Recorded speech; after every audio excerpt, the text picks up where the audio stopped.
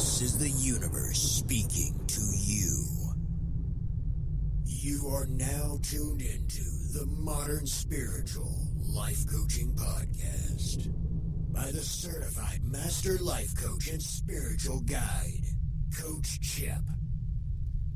Welcome, souls. We now begin this episode of a transformational journey. Unedited, unscripted, and creating something from nothingness. Now, let there be light on Modern Spiritual Life Coaching. You're listening to the Master Certified Alchemy Coach on the Morning Gratitude Modern Spiritual Podcast.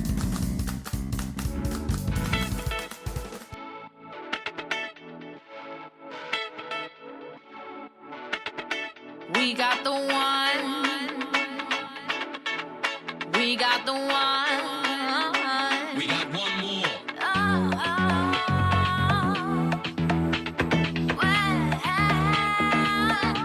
We got one more. We can have it all tonight. One more chance to make it right. Oh yeah. We got one more. Oh, we can have it all tonight. One more chance to make it right. Oh yeah. One more chance to make it. One more chance to take it. One more chance to make it. One more chance to take it.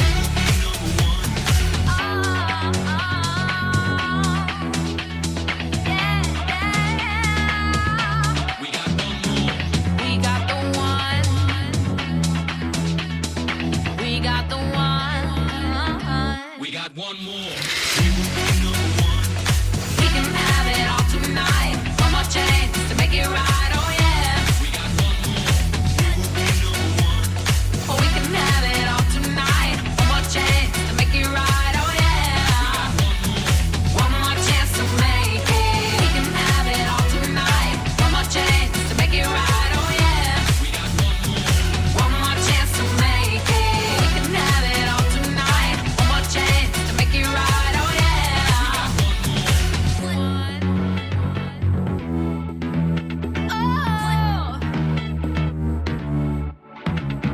One more chance to make it. One more chance to take it.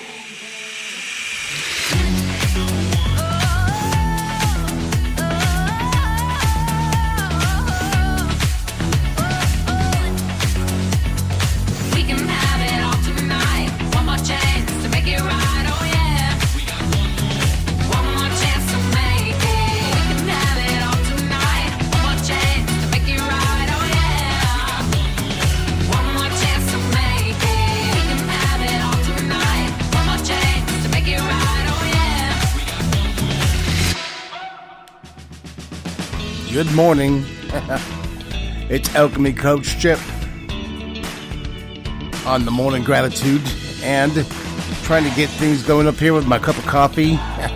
We got a lot of great things coming up today, and we're going to be looking into one of the most motivational speakers. And warning, this is going to be a belief changer for you as well. We'll also have Anthony Hopkins. What's the meaning of life?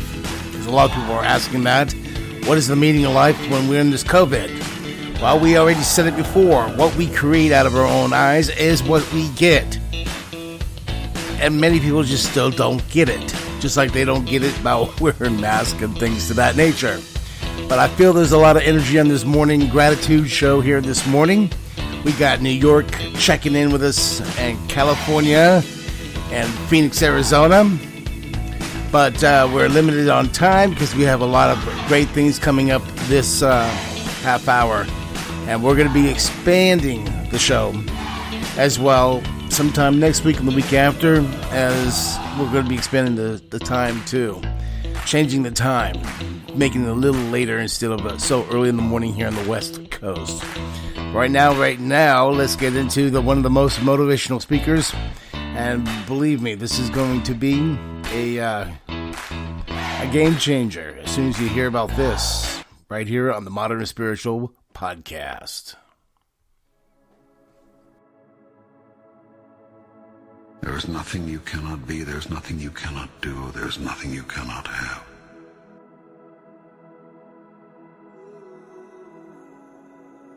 You are the most magnificent, the most remarkable, the most splendid being God has ever created. Who could reject such wondrous magnificence? But you do not know who you are, and you think you are a great deal less. I tell you this, you are your own rule maker. You set the guidelines, and you decide how well you have done, how well you are doing. For you are the one who has decided who and what you really are, and who you want to be. And you are the only one who can assess how well you're doing. All you see in your world is the outcome of your idea about it. Do you want your life to truly take off? Life will take off for you then, when you choose for it to. Make a choice. Like, you just decide. You have not so chosen as yet. You have procrastinated, prolonged, protracted, protested. Now it's time that you promulgated and produced what you have been promised. What it's going to be, who you're going to be, how you're going to do it. Just decide. Your world would not be in its present condition were you to have simply listened to your experience. The result of your not listening to your experience is that you keep reliving it over and over again.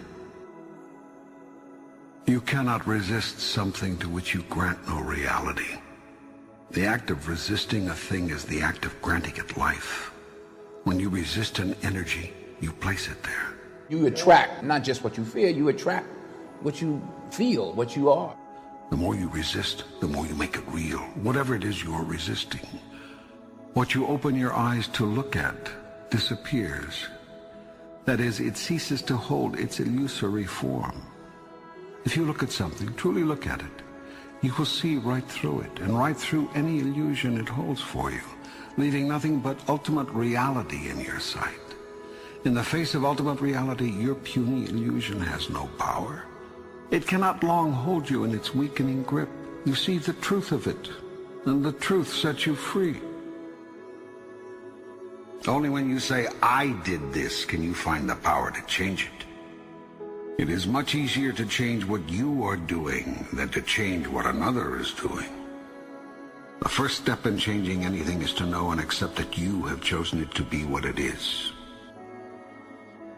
You are always in the process of creating, every moment, every minute, every day. How you can create we'll go into later. For now, just take my word for it. You are a big creation machine, and you are turning out a new manifestation literally as fast as you can think. We really do paint our world with our thoughts and our level of self-belief. You are a threefold being. You consist of body, mind, and spirit. You could also call these the physical, the non-physical, and the metaphysical. The process of creation starts with thought, an idea, conception, visualization. If you see it in your mind, you can hold it in your hand. Everything you see was once someone's idea. Nothing exists in your world that did not first exist as pure thought. If you have a clear picture in your head of something that is going to happen, a clear belief in that it will happen no matter what. Thought is the first level of creation. If you can see it here, next comes the word. And you have the courage enough to speak it, it will happen. Everything you say is a thought expressed. It is creative and sends forth creative energy into the universe. I wrote myself a check for $10 million. For acting services rendered, and I gave myself 5 years, or 3 years maybe, and I put it in my wallet and I kept it there, and it deteriorated and stuff, but then just before Thanksgiving 1995, I found out that I was going to make $10 million on Dumb and Dumber. Next comes action. Actions are words moving. Words are thoughts expressed. Thoughts are ideas formed. Visualization works if you work hard. Yeah. Well, yeah, that's the thing. You can't just visualize and then, go eat a sandwich. Go first to your highest thought about yourself. Imagine the you that you would be if you lived that thought every day. Imagine what you would think, do, and say, and how you would respond to what others do and say. Every second of every day I was daydreaming. Put the new car up on your mirror. Put the weight you want to be on the refrigerator. If you can see it in your mind, you can hold it in your hand. So, do you want your life to take off? Begin at once to imagine it the way you want it to be, and move into that. Check every thought, word, and action that does not fall into harmony with that. Move away from those. When you have a thought that is not in alignment with your higher vision, change to a new thought, then and there. When you say a thing that is out of alignment with your grandest idea, make a note not to say something like that again. When you do a thing that is misaligned with your best intention, decide to make that the last time. And make it right with whomever was involved if you can. I stayed true to my dreams, and by doing that, eventually they came true. This will require tremendous mental and physical effort. It will entail constant, moment-to-moment monitoring of your every thought, word, and deed. It will involve continued choice-making, consciously. This whole process is a massive move to consciousness.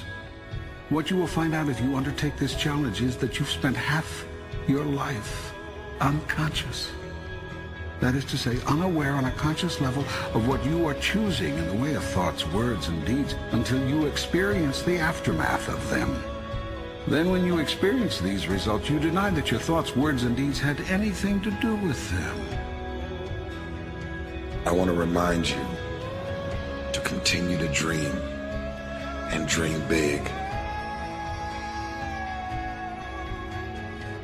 What dream or vision do you want to turn into reality? There is nothing you cannot be. There's nothing you cannot do. There's nothing you cannot have.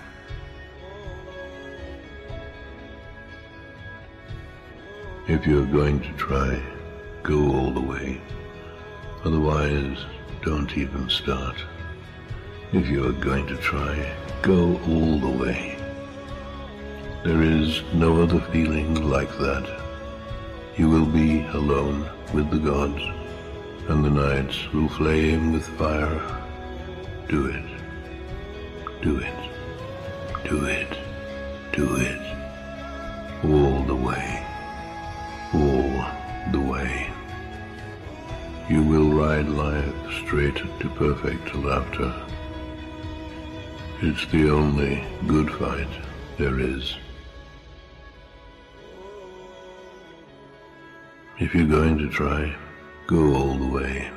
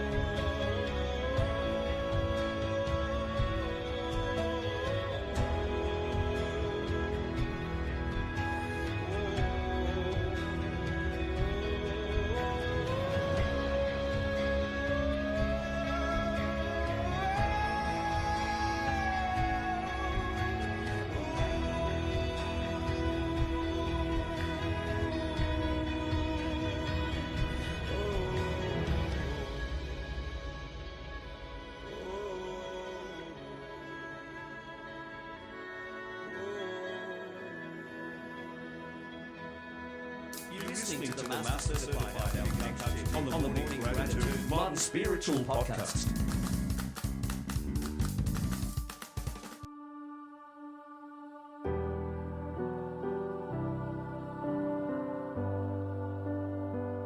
I'm fascinated by the dream world we live in, our dreaming, sleep dreaming, and that moment of pre-sleep when the subconscious mind whirls up. And my own personal feeling is that, and this is beyond religion or spirituality, is that this is all an illusion, Maya. Because my life has been such. Sitting here tonight, 40 years ago, I wanted to come to the Actors Studio. None of it makes any logical left-brain sense to me. There have been books written about it, Jung wrote about it, that there's something in us that we deeply understand, deep in our nature, deeper than anything we can even begin to comprehend. And that certain moments in our life we get little signals, little flashes. I had one moment when I decided to change my life. Little flashes that says, it's yours if you want it. And I don't know how that happens, but it's happened to me. So that's what I've tried to put into this movie about the dream-like nature of life.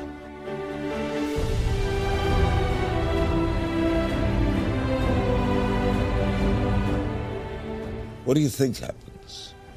I don't know. I think there's a superior consciousness in all of us that we touch into sometimes. I don't know if I believe in anything. I mean, I'm a deity, but I believe whatever that thing is that we talk about for centuries, I think it's just within us. I mean, remarkable things have happened in my life by just wishing or asking for something, for a bit of help. Yes, and I don't believe, I'm an agnostic, I guess. Is there any way you can help me? Or whatever. And there's something inside us that will respond, I believe. I really believe that. We have to make our lives, because life is tough. We have to believe in the power of life. My life in this acting game has just been one long drawn-out surprise. I'm surprised that I'm still here, for example. When I was a little kid, starting off in the YMCA Port Talbot, having no idea what I was going to do, because I didn't know what else to do. Sure beats working for a living. But I used to jump on the back of those double-decker buses and hold onto the white pole. I never wanted to go inside. I used to love swinging on the thing, you know, the wind in my face. And that's been a metaphor for my life in this business. There is no shortcut to happiness. You have to live your life, and if it hits you, fine. But it's a morality tale. When I was younger, I wanted to be famous. It all happened. And it doesn't feel any different. It's very pleasant, but I don't take it seriously. I take it all with a little grain of salt. We all sell ourselves to some degree, I think. I was told I sold my soul for Hollywood. Well, maybe that's true. I've been told that I sold out. Success doesn't necessarily bring you unhappiness. It can bring you a lot of happiness. It's relative. It depends how you handle it. And I think when you're younger, it's harder to handle. And as I've been around for some years, I think I've got a fairly good balance, but maybe that's pride talking, but I feel fairly balanced. I've been around the city block a few times, and you mellow out and you just don't take things too seriously. Do something new. You know, you can't stay in your comfort zone. That's what we all do. We get to a certain age, we all stay in our comfort zone with our recliners watching television day in and day out. And when you get to a certain age, I'm going to be 70 at the end of the year, where I sit around watching television for the rest of my life because I've done it all, sitting on my laurel wreath. It's not worth it. I mean, life's so short. There's such glorious images in the world and such horror as well that I want to see it all. And so I've moved out of my comfort zone. It's essential for me. Otherwise, I may as well die. So I've done it. I've broken every rule in the book, and not out of malice or any telling anyone that I'll show you. I did it to show myself. I've shown myself. I looked in the mirror, I thought, I'll show you one day. And I've done something completely new. I wrote the music, and I feel limitless. You know, anything with faith, you can move mountains, and trust and let go and all that sort of thing, you know, and I used to just throw myself into it. And then when the negatives came to my mind, I would, positive sounds in my head, you know, I'd say I can do it, you know, and I used to meditate and visualize myself doing it. And I used to visualize myself on like a kind of, try and visualize myself doing those sort of fanning cards and springing them, and gradually, surprising the power of mind, what happens, your muscles begin to respond. It's like anything really, if you're playing the piano or driving a car. It comes through relaxation. And not to take life on its face value, that it's all a mystery and it's an illusion, and that everything is random and there are no guarantees. And also, I don't know what to take. There's no message in it. I'm not meant to miss. It's also, I know people are getting a strange intuitive feeling about the nature of it because they're talking about the subconscious mind, the nature of memory and dreams. The whole thing is a dream. Everything in it is a dream. And I'm not sure where the reality is. But when you look at our own lives, we don't know if there's any, we don't know what reality is. We don't know what life is. We don't know what time is. We could be dreaming this at this moment. We don't know. That's how asleep the human race is. So our whole history has been one of a slumber. And sometimes it takes a little bit of, I wanted to wake people up a little, just pull the rug. Say, oh, this is a movie. Now we sit there and go, what? That's what I want to do.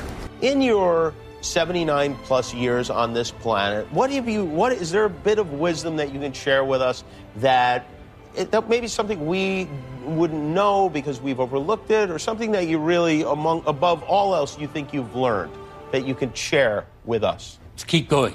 Keep going. Never give up. I think that's really good advice. Never give up. Because, the thing is, we get questions in our head and little voices that put us down when we were kids and all that. So you get over that. That's what I've had to do, is get over the, whatever troubles. And just, I carry a photograph of myself in my phone when I was a little boy. And I was a little confused kid, as we all were. And I look at him and say, we did okay, kid. We did okay. That's a very high-tech way of talking to yourself. It reminds you deep down inside. I like that. Because life is tough, but you just got to get out of bed, get on and do it. My grandfather always carried his own luggage and all of our luggage, too. And we were always like, what are you doing? Put that down. But now I realize, that's what it is, right? That's what you got to do. He kept going. Yeah. You got to do it.